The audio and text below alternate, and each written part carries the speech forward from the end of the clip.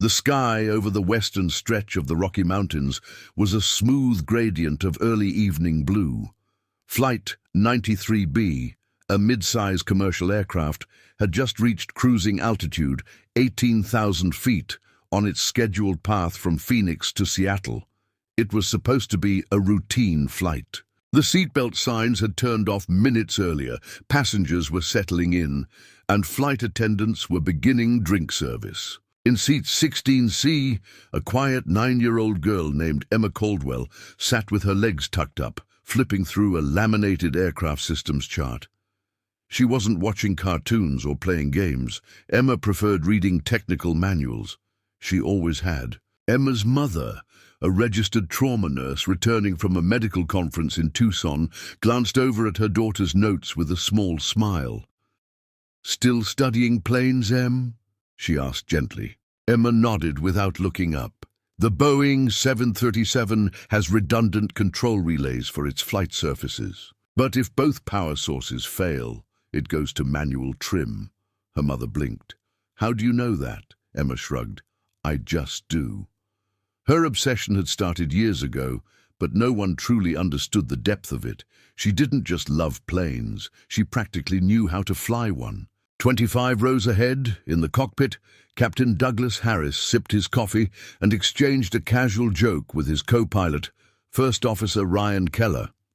Harris had been flying for 32 years, mostly commercial routes, and had a reputation for calm in high-pressure situations. This wasn't his first storm zone, and today's air looked mild.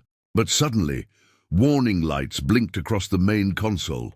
The autopilot disengaged without command. Then the secondary navigation system flashed red. Within seconds, the aircraft yawed violently left, forcing both pilots to grab their sticks. "What the hell?" Keller muttered, scrambling for diagnostics. Harris was already issuing a manual override. Back in the cabin, the plane jerked sideways, causing a tray of drinks to spill across the aisle. Passengers gasped, some screamed. The lights flickered for a moment before stabilizing. Flight attendants quickly moved through the aisles, reassuring passengers it was likely turbulence. But it wasn't, not even close. Up front, the pilots were fighting to keep the aircraft stable. "We've lost both hydraulic relays," Harris growled. "Instruments are blind. We're flying on instinct." The comms panel failed next. They couldn't reach air traffic control. Altitude readouts kept dropping, 17,500 feet, then 17,100. The plane was slowly but steadily descending without clearance. In seat 16C, Emma felt the drop before anyone said it. Her hands clenched around her notebook as she whispered, "This isn't turbulence." Her mother gripped the armrest tightly. "It'll be fine, honey." But Emma unbuckled her seatbelt, stood up, and looked around. The overhead lights flickered again, and now even the flight. Attendants were tense. From the speakers above, the captain's voice finally came on, stiff, distant, breaking with static. "Ladies and gentlemen, we're currently experiencing unexpected technical issues. We are attempting to stabilize. Please remain seated and brace for possible turbulence." That voice was calm, but Emma heard something behind it. Fear. In the cockpit, Captain Harris had flipped nearly every switch he could. Main breakers are cold, backup isn't responding, elevator trim isn't stabilizing pitch, manual control isn't holding. He looked at Keller. "We've got maybe 10 minutes before this bird becomes dead weight." Keller didn't respond. He was staring at the backup electrical schematic, as if willing it to reveal an answer. But nothing made sense. "Try cycling the auxiliary," Keller finally said. "We already did." The captain's hands trembled slightly, a veteran pilot, confronted with a scenario that made no logical sense. Then the stall warning blared. The plane dropped another 100 feet. Panic had now spread. Passengers clutched their loved ones. Some cried, others closed their eyes. In the chaos, no one noticed the little girl making her way toward the cockpit. She ducked under a drink cart, whispered "excuse me" to the shocked flight attendant, and stepped up to the locked cockpit door. A second later, it cracked open. Whether due to override failure or manual release, no one was sure. Emma stepped inside without hesitation. Keller turned, startled. "Kid, what are you doing in here? Get back to your seat." But Emma walked straight to the center console, eyes scanning the malfunctioning readouts. "Your flight control relay is down. You're running both nav systems through a single power bus. That's why you're bleeding signal." Captain Harris blinked. "What?" Emma pointed again. "Bypass your primary circuit using the auxiliary on panel 2 and reset the trim manually. It's not responding because it's reading ghost feedback from the dual interface." Keller glanced at Harris. "She's not wrong." Harris hesitated. This was madness, but he'd tried everything else, and this little girl spoke like she belonged there. He flipped the auxiliary breaker. The panel buzzed softly. The nav screen flickered back to life for a split second. The plane steadied, barely, but enough. "That's it!" Keller shouted. "We've got partial input." Emma walked over to the co-pilot's seat. "You need to offload power from the cabin systems, prioritize control and elevation trim. You're feeding too much load into the onboard APU." Harris was stunned. "Where did you learn this?" She looked up calmly. "I read flight manuals for fun. I've memorized the Boeing 737 flight systems. All of them." Keller looked over, then at the instruments again. She might actually save this plane. Outside, the darkening sky loomed, and below them, the Rocky Mountains were approaching fast, and somewhere inside that falling aircraft, a little girl had taken control of Hope. Captain Harris stared at the instrument panel like he'd just seen a ghost. For a moment, just a moment, the navigation systems had flickered back to life. A soft hum of electrical current had returned. But then the console darkened again, and the aircraft dipped slightly, the control stick going slack in his hands. "It's still unstable," he muttered. First Officer Keller glanced at the young girl standing behind them. "What do we do now?" Emma didn't blink. She leaned forward, her fingers pointing toward a smaller panel near the throttle quadrant. "That breaker didn't hold, because you didn't decouple the flight assist module first." There was no time for debate. The altimeter showed 14,900 feet now, fast descent over mountainous terrain. Harris shot Keller a look, and Keller obeyed the girl's instruction. He flipped the flight assist module off, then re-engaged the auxiliary bus. This time, the screens didn't flicker, they stayed on. Autopilot remained dead, but the co-pilot's control stick gave a faint, vibrating resistance. "That's manual feedback," Harris whispered. The girl nodded. "You'll need to trim manually all the way down. I can guide you." Harris turned in his seat and studied her. "Who are you?"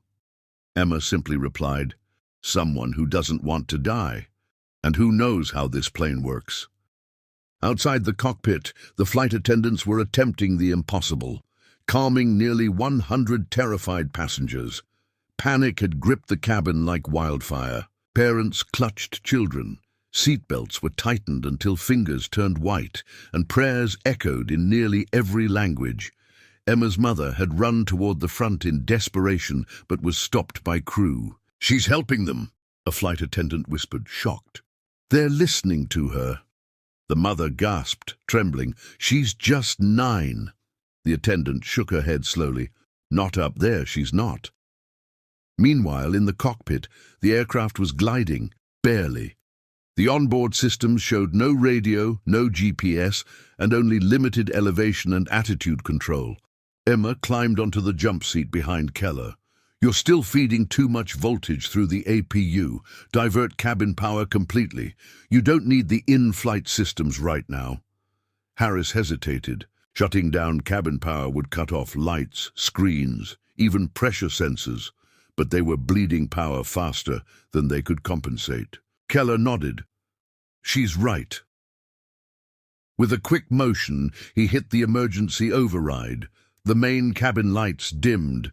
Entertainment systems died. A brief gasp rippled through the passengers, but in the cockpit, the primary instruments glowed steady.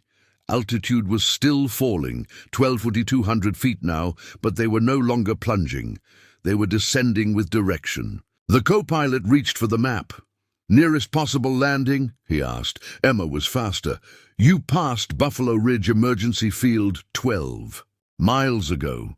There's a decommissioned airstrip 6 miles east, still listed as active for emergency landings. It's tight, only 4,000 feet, but it's doable if you approach low and slow." Harris frowned. "How do you even know that?" She responded without emotion. "I memorize maps, airports, layouts, lengths. I fly sims that mimic real conditions." Keller muttered, "She's not real." Harris shook his head. "She's better than anything we've got right now. Let's find that field." They dropped to 10,500 feet. The mountains were close now, too close. Wind shear picked up near the ridges, buffeting the wings. Harris tightened his grip, manually correcting their angle of descent. Emma spoke softly behind him. "Bring the nose up 2 degrees. Keep flaps at 5 until you're below 7,000. You'll need everything to bleed speed without stalling." Her tone was flat, clinical, but her words were the difference between life and death. Harris followed her lead. Slowly, the plane began to level. Altitude was now 9,100 feet. The distant outline of a narrow landing strip appeared through the fog, unlit, cracked, but real. Keller whispered, "That's our runway." Back in the cabin, passengers were told to brace for emergency landing. Flight attendants moved rapidly, checking seatbelts, helping elderly passengers, forcing panicked travelers to sit down. Emma's mother, still frozen near the front, stared at her daughter through the tiny cockpit window. Her lips moved in silent prayer. She had raised a brilliant child, yes, but this was something beyond comprehension. No adult on board could explain what they were witnessing. Emma wasn't just guessing. She wasn't hoping. She was directing, commanding.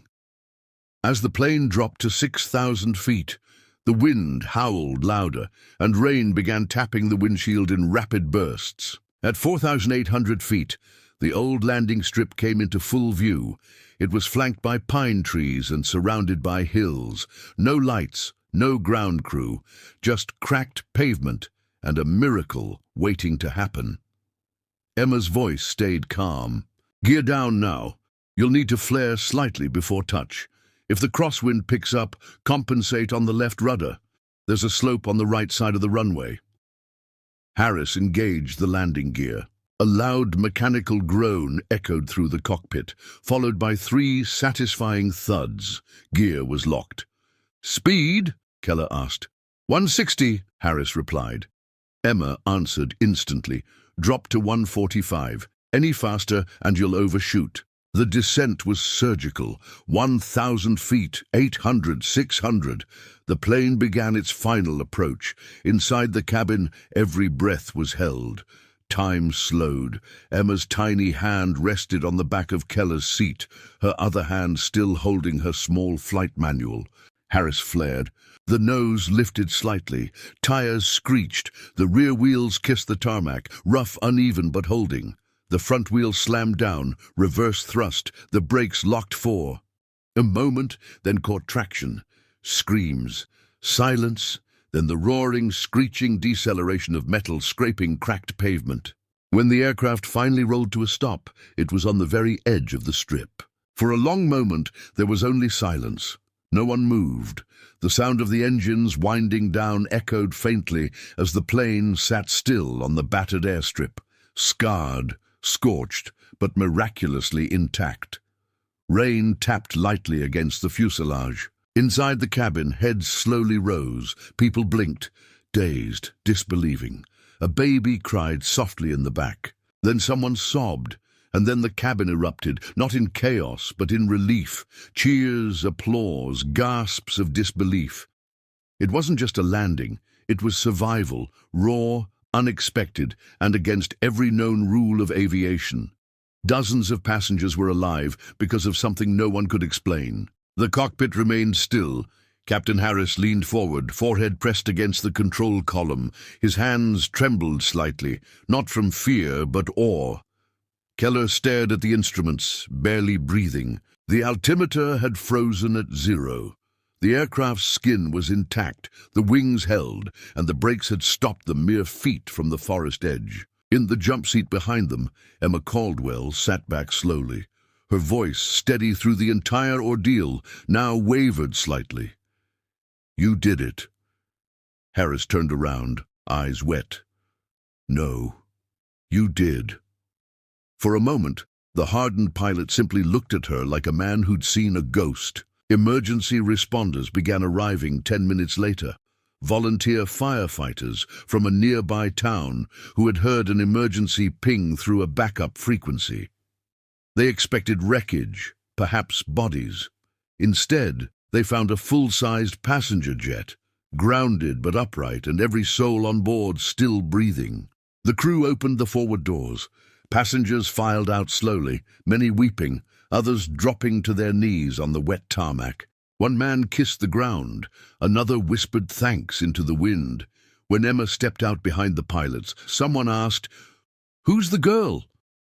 Her mother ran forward and embraced her, shaking uncontrollably. "I thought I lost you." Emma hugged her tightly. "We're okay, Mom." News of the landing spread fast. By morning, the entire country was asking how a passenger jet with failing systems managed to land on an abandoned strip with zero guidance. FAA officials launched an immediate investigation. Air traffic control had never received a distress signal. The plane had vanished from radar at 18,000 feet. Every textbook said the aircraft should have crashed, but what stunned investigators wasn't just the safe landing.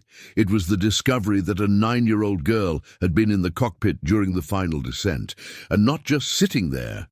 She had issued technical guidance that reactivated the failing systems. Captain Harris, in his official report, wrote just one line under the section titled "Unusual Crew Assistance." "Survived due to one passenger, Emma Caldwell, aged 9.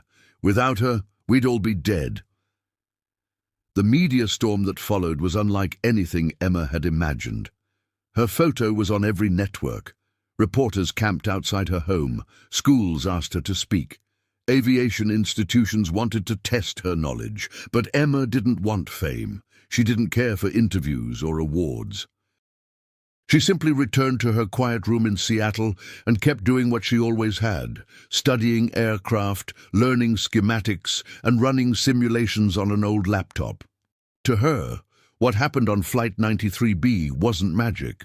It was the result of everything she'd learned from books, manuals, and curiosity that never stopped asking, what if? Still, the world wouldn't forget her. A month later, the airline held a private ceremony. Pilots, crew, and every passenger from that flight showed up. They stood in silence as Emma was presented with a silver aviation medal, never before awarded to a civilian, let alone a child. The president of the airline kneeled beside her and said, "We may never understand how you stayed so calm, how you knew so much, but we'll never fly again without thinking of you." She looked up at him, her voice soft but steady. "I didn't do it alone. The pilots trusted me. That's why we made it." What truly stayed with people, however, was not just her intelligence, it was her silence. Emma never boasted, never claimed heroism. She answered questions with clarity, but never sought attention. A news anchor once asked her, "How did you stay so calm when even the adults had given up?" She replied, "Because someone had to believe there was still a way."